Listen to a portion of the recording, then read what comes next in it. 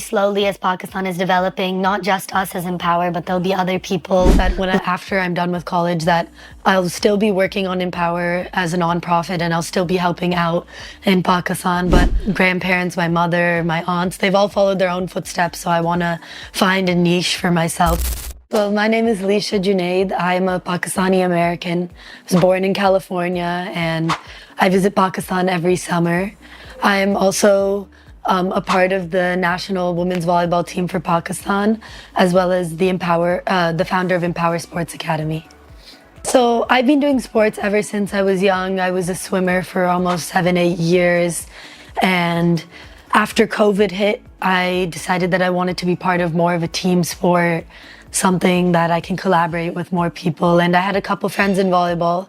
So I started doing volleyball, and I very quickly fell in love with the sport, the community, the people, the game, because it's a very unique game. And I feel like it has a great community in the US, in Pakistan, and all over the world. So when I was visiting here, I was here just for vacation because all my family is from here.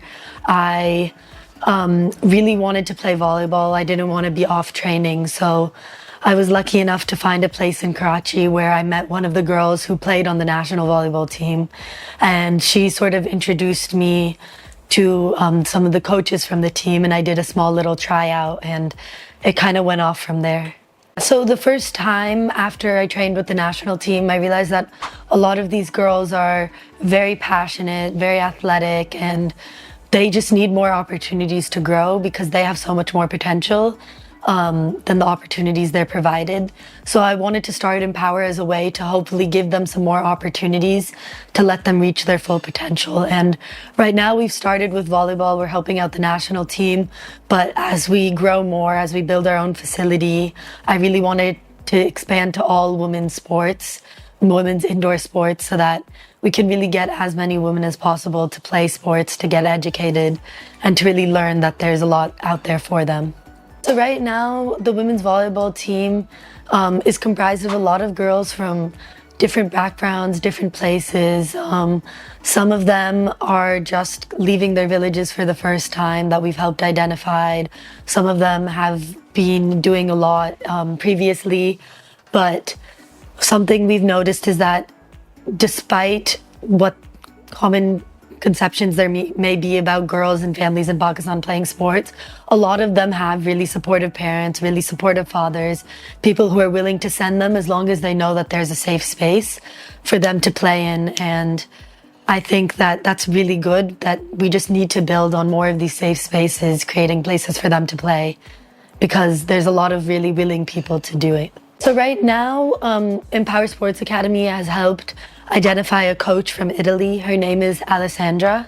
We were able to find her through the help of some of our board members throughout the world. So Giovanni, Kevin, and Denise, they're part of our board members, and they helped us identify her. And right now she's been here for about 4 months. So they do training twice a day. Normally they'll do either skill training or athletic training in the morning, and then they'll do some gameplay in the evening. And they'll do this for 6 or 7 days a week, and then they'll have some time off 1 day or so that they can really rest their bodies. And now tomorrow we're going to be leaving for Italy to take the team on a 3-week training camp where they're going to play a lot of practice matches, get training there. And it's organized by Empower Sports Academy and also our coach, Alessandra. She's done a lot of the work in finding out the places to play and where we're going to stay, our food and sponsors. So we're really thankful for that. Surprisingly, it is not too difficult. The biggest issue is just making sure that they enjoy Pakistan, that we're able to show them the good sides of Pakistan, besides from what's shown on the media abroad. But we've had a lot of coaches come. We've had about 3 come so far in the past 2 years, and they all love Pakistan. They love the girls. Just the biggest thing is that they and the team struggles with is having the facilities to train, and having proper equipment to train the girls with, because it's really hard. when they're limited to such small amount of space. So with the coaches that are coming, they are also training quite a few coaches here. They're making videos. They have 2 local coaches with the national team, so they're making sure that they're always learning. And we have quite a few very good coaches in Pakistan already. It's just bringing in some different perspectives that the team really needs to grow that extra level. So for the Talent Hunt program, we actually worked with the Prime Minister Youth Foundation, and it was really just to go all over Pakistan so that we could find girls that are maybe fit for the national team, or when we eventually make U21, U19, U16 teams, that we can see they have that athletic potential, they have the drive.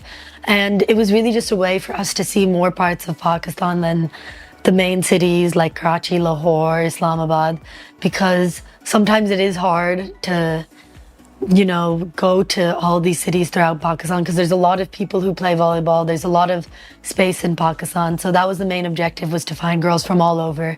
And then now that we've identified them, like, we have their names in sort of a database of like which girls we're going to follow up with and stuff. And hopefully in the future that we can get more of those girls that we found on board once we have our facilities and training in. So we're trying as much as we can, once our facility is built, all these girls that we want to get in, we want to help them get educated.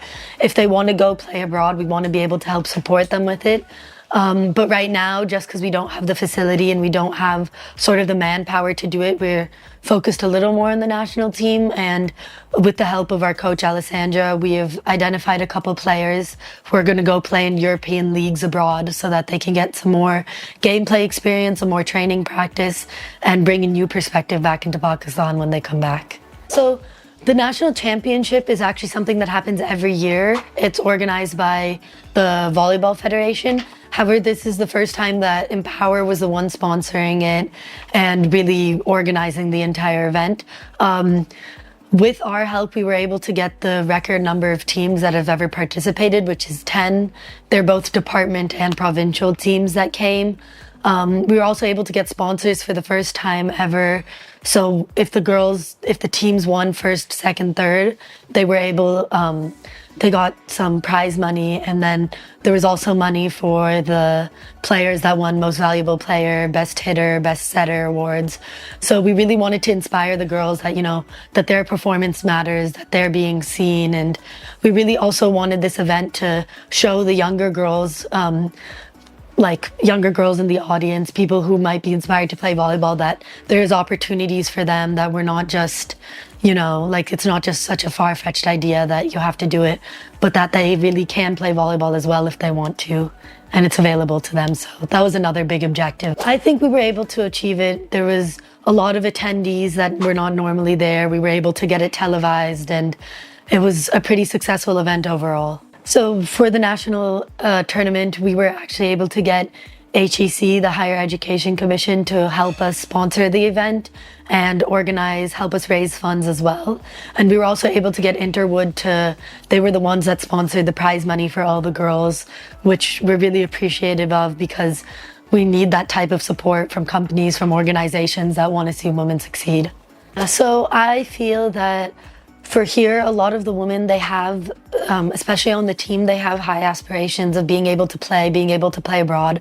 But a lot of them are also educated so that, you know, athletics is not a career that you might be able to do for your whole lifetime, so that they have aspirations outside of it. And we want to help the girls if they are able to get their education. But we've also realized that a lot of them are very passionate about what they do. So in Empower, we want to make it a place that after you've played, you can also help out, you can also learn how to coach, and that so that these girls know that there is more to life than just, you know, their sport, just their family life, that they can have a career and be successful going forward. The challenges that I think we'll face is mostly just being able to provide as much as we can, because, you know, there's only so many jobs, so many things we can create, but we want to be able to inspire as many girls as we can to pursue opportunities, and we want to be able to help, because there's a lot of girls that want to play, and I think the biggest challenge will be able to give everyone a fair and equal opportunity. But we also know that slowly, as Pakistan is developing, not just us as Empower, but there'll be other people looking to help, looking to support women in sports and academics and all aspects of their life. So right now we're really aiming to build our main flagship facility in Islamabad. We're hoping to find land in the next couple months so that we can start building right away. We are hoping that this facility will be done within the next 3 years. It is a big project, but that is the goal. And then we do, as these facilities are being built, we want smaller facilities all over Pakistan so that there are places for girls to play. They don't have to travel. It can be a safe space, and we want to build these places that it's not just for them to come play, but they can also feel like they have a community where they can learn, where they can find other opportunities that they might want to pursue. And we hope that in 5-10 years, we'll have been able to build multiple facilities where girls are able to find places to enjoy what they want to, and maybe expand even larger into helping them go abroad and whatnot. So we want to set it up in Islamabad for a couple of main reasons. One, we want this to be able to be a place where we can host international games. So we can host tournaments where, you know, maybe a team from Iran, from Bangladesh, where other people can come play. And Islamabad is sort of the capital city. It is set up in a more convenient location for people to come. But another couple benefits are the location. The weather is a lot better, so it's easier, you know, to set up a facility where people are able to come and we're able to maintain it in a little more easier of a manner. We also want to set up Islamabad because for athletes, especially, training at an altitude is something that can help you grow as an athlete, because it helps create stronger muscles, stronger lungs, and we want athletes to get the best experience.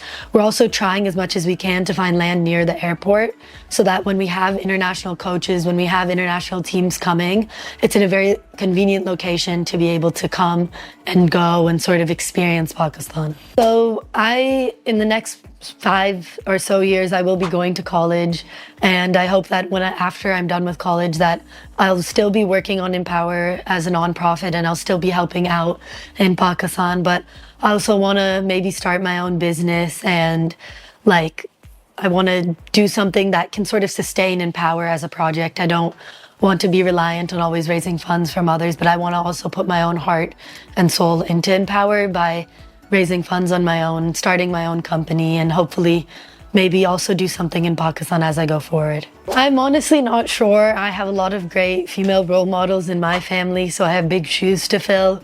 I want to do something that's maybe a little unique to myself, because I know that all my grandparents, my mother, my aunts, they've all followed their own footsteps. So I want to find a niche for myself that I'll be able to be happy in and be able to be as successful as they are in my future.